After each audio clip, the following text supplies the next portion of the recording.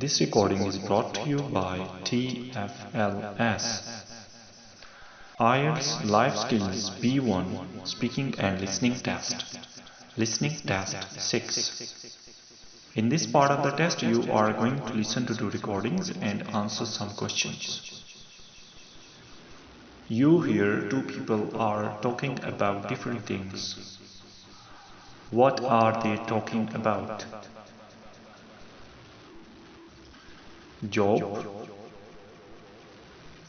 education, or achievements. Now listen to the recordings and answer these questions. Recording 1. Next on the program, we have an interview with someone who has been writing a book about high-achieving teenagers. Welcome, Louise Hardy. Hi, it's lovely to be here. Louise, many of these teenagers who have achieved success and fame early on have done so through using new technology, haven't they? Through blogging or using YouTube or Twitter. Absolutely. And the greatest example of this is Justin Bieber. As I think everyone on the planet knows, he started off by posting videos on YouTube at the age of 14 and was spotted by a talent scout who worked with the R&B singer Usher. After that, he very rapidly became a worldwide sensation. I heard that last year he was said to be more influential than Obama.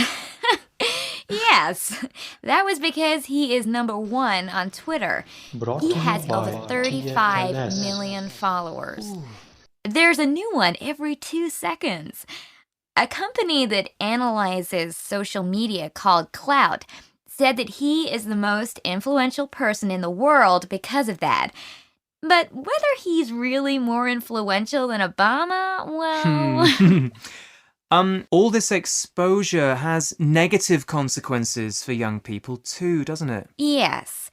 Although millions adore Justin, a lot of people don't. One of his videos was the most disliked ever, and he has a big problem with privacy. He's followed everywhere by the paparazzi, and that's bad for anyone, never mind a teenager. Okay, let's turn to a very different teenager. Tavi Gevinson was even younger when she began, wasn't she? Yes, she was only 11 years old when she started a fashion blog called Style Rookie. By the way, for British listeners, rookie is an American word used for a person who is new to something. Thanks. On her blog, she posted photos of herself wearing unusual combinations of clothes and wrote about them. Some of them are quite weird. Well, yes, I suppose a lot of high fashion is weird. Anyway, she quickly built up a huge following, up to 300,000 readers per day, and many of them were adults. Serious fashion magazines interviewed her and sent her to fashion shows in Europe and to meet top designers like Karl Lagerfeld. Some people didn't believe she was as young as she was, did they? No. One magazine printed an article saying the writer didn't believe Tavi was only 12, and that upset her. But she bounced back and continued blogging. Then, as she grew older, Tavi became interested in other things besides fashion. In 2011, when she was 15, she started Rookie Magazine, an online magazine for teenagers. In less than a week, it had 1 million readers. I've seen it. It's very impressive, isn't it? All teenage girls listening, check out Rookie Magazine. Yes. I think it's fantastic. And Lady Gaga called Tavi the future of journalism. She employs about 50 writers and photographers, both adults and teenagers on Rookie, but she is the editor with overall control. And all this time, she's continued to lead a normal life, hasn't she? Oh, yes. She lives a very normal life in a small town and goes to school and so on. She's not even 20 yet. But I think writing and editing are very different from being a performing artist. there's a lot less pressure from fans and the press. Although some actors, like Emma Watson, seem to manage a private life and getting a normal education. Yes, Emma Watson is now in her 20s, of course, but when she... Recording 2. Good morning. Today I'm going to talk about how to study.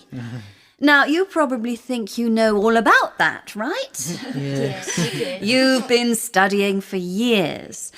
And I expect some of you are fantastic at studying, really organised and good at concentrating. But there's always room for improvement. And your exams aren't far away. So these tips are for all of you. Right, so what's the best way to study?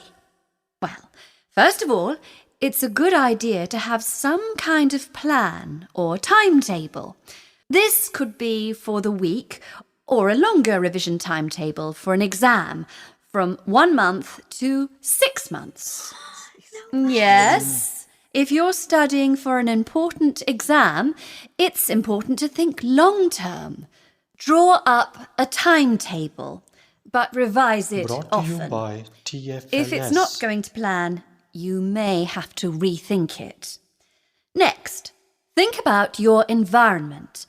Make sure the place where you are going to study is comfortable, with enough light, air, etc. Not too hot, not too cold. Make sure there are no distracting noises around, such as television. If you think you concentrate better listening to music, experiment and see if it's really true. Some people really do seem to work better with music in the background, especially classical music. But for many people, it spoils their concentration.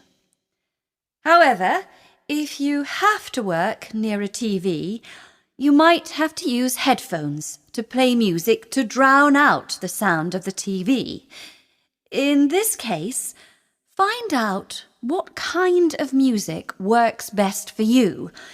Maybe something without words. Oh, by the way, you might think you work fine with the TV on, but again, experiment. You might be surprised at how much better you work away from a TV. Oh, and the other thing is the internet, text messages, Twitter, Facebook, etc. Forget about all of that while you're studying. You can't be kidding.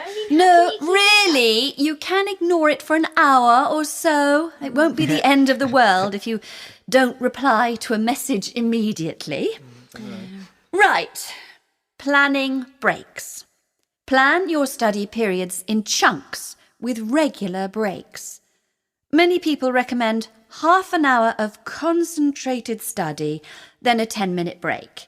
But you can adjust this to suit you.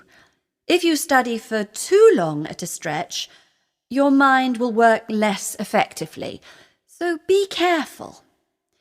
In your short break, you can give yourself a treat, such as a cup of green tea. Disgusting. Well, I wouldn't advise a chocolate bar as a treat. A sugar rush is not great for concentration. Sugar rush. Okay, so next let's think about what you do when you're Brought to you studying. by TFLS. Some people just read through their notes or textbooks and underline in pencil or highlight important bits. If this works for you, fine.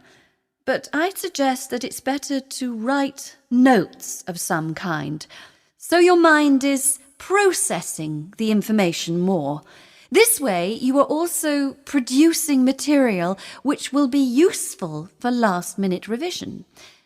I don't recommend very last-minute revision, by the way, but we'll come back to that later. Have a look at these examples of student notes. Which do you think are best? The first person has written important phrases at random. The next has a table with clear headings and boxes with notes. The next has summaries. And the last one has mind maps. You've got the main topic in the circle, then lines coming off the circle attached to subcategories, then more lines to further details. Mind maps are great for showing the connections between different bits of information. They seem to work in the same way the brain works. So, what do you think? Highlighter pen usually. To me, the first one wouldn't be very useful to come back to and use in the future. But the others are all fine. It depends on your personal preference. Mine is for mind maps. I would suggest using colours, though, and even little drawings. They can make things much more memorable. Obviously, when you are studying, the first thing to think about is whether you understand the information. And the second thing is how you are going to remember it. Let's look at some more ways of making information more memorable. Now listen to the recordings and answer these questions. In the first recording, what is the name of the lady? And how many writers and photographers does she employ? In the second recording, what is important for studying an exam? And when studying, what is the first thing to think about?